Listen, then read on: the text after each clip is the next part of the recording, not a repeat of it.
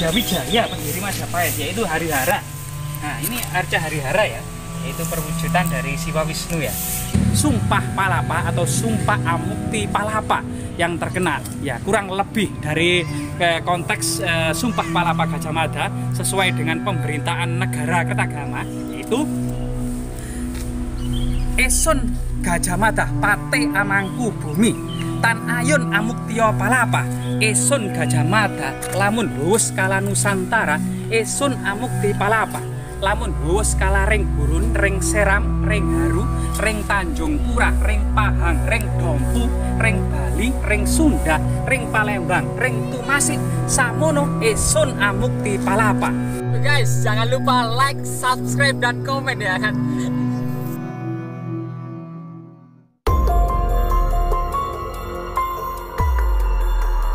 Ini salah satu lokasi yang berada di selatan dari kota Trowulan atau ibu kota Majapahit.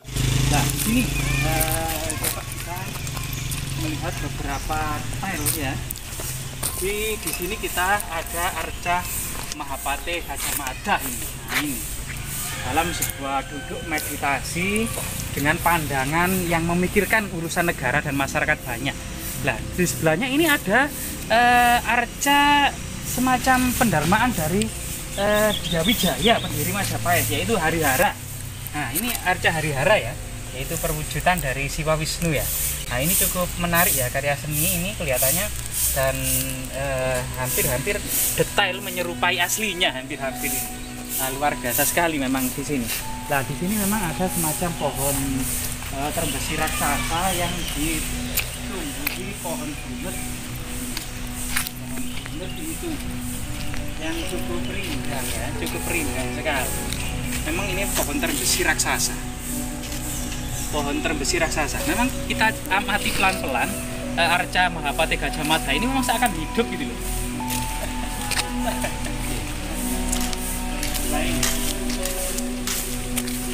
Nah, ini arca ini bersila atau bermeditasi di atas batu besar gitu ya. Memang pada masa lalu memang meditasi di atas batu besar ini merupakan kebiasaan pada masyarakat prasejarah maupun masyarakat kuno ya. Nah, itu mencari inspirasi.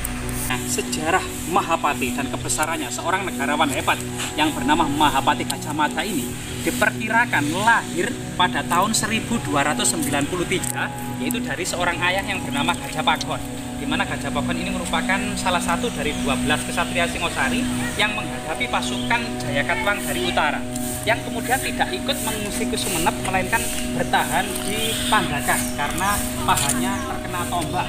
Sehingga kemudian ini adalah kemudian awal mula kemudian juga kelahiran Mahapati Gajah Mada itu sekitar tahun 1293. Kemudian muncul dalam konteks konstelasi sejarah yang hebat dan gemilang, seorang negarawan hebat ini kemudian terlihat ketika dia sebagai kepala bekel semacam polisi Istana Dalam tahun 1319 telah menyelamatkan Prabu Jayanegara dari pemberontakan Rakuti, serta kemudian menyelidiki kondisi Istana Majapahit, siapa kawan dan siapa lawan, dan kemudian berhasil menumpas pemberontakan Rakuti di tahun yang sama itu juga, serta membongkar konspirasi jahat Mahapati Halayuda.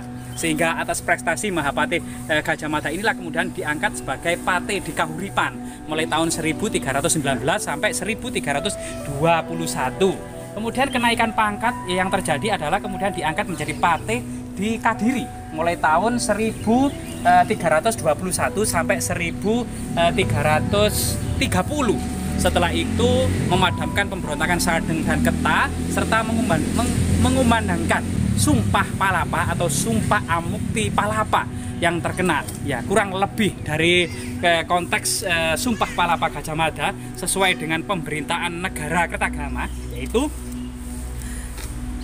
Esun Gajah Mada Pate Amangku Bumi Tan Ayun Amuktio Palapa Esun Gajah Mada lamun huwus kala Nusantara Esun Amukti Palapa lamun huwus kala ring Gurun, ring Seram, ring Haru, ring Tanjung Pura, ring Pahang, ring Dompu, ring Bali, ring Sunda, ring Palembang, ring Tumasik, samono Esun Amukti Palapa. Jadi Sumpah Palapa inilah yang kemudian menjadi salah satu ketika seminar Muhammad Yamin dan para founding father Indonesia itu kemudian mendirikan Indonesia. Kita dulu pernah bersatu di bawah naungan Majapahit dengan gelora Sumpah Palapa.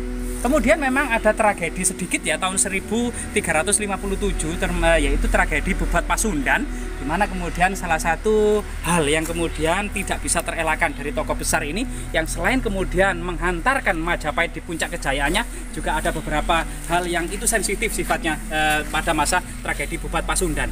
Kemudian sekitar tahun 1365 ya, yaitu kemudian rombongan bangsawan Majapahit ketika mengunjungi Candi Pala yang saat ini adalah Candi Penataran di Blitar itu kemudian mendengar bahwasanya Pati Sepuh atau Sang Mahapati Gajah Mada ini telah sakit. Kemudian selang beberapa hari kemudian yaitu muksa, yaitu tahun 1365 di Kepatihan atau dekat dengan Istana Majapahit yang ada di Trowulan.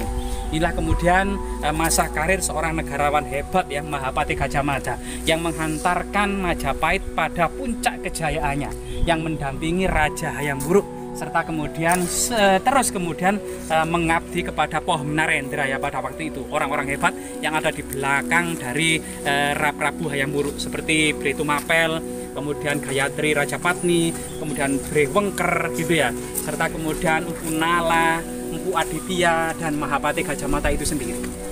Ya, semoga kemudian Mahapati Gajah Mada yang berduduk sila di sini ya, dengan kondisi yang sangat tenang dan pemikiran ke depan dengan wawasan yang luas tentang arti pentingnya persatuan dan kesatuan terutama Nusantara gitu ya, itu kemudian dan menghantarkan pada kejayaan Majapahit, semoga kemudian tetap lestari dan kita sebagai generasi muda selalu mengingat jasa-jasa dari Mahapati Gajah Mada.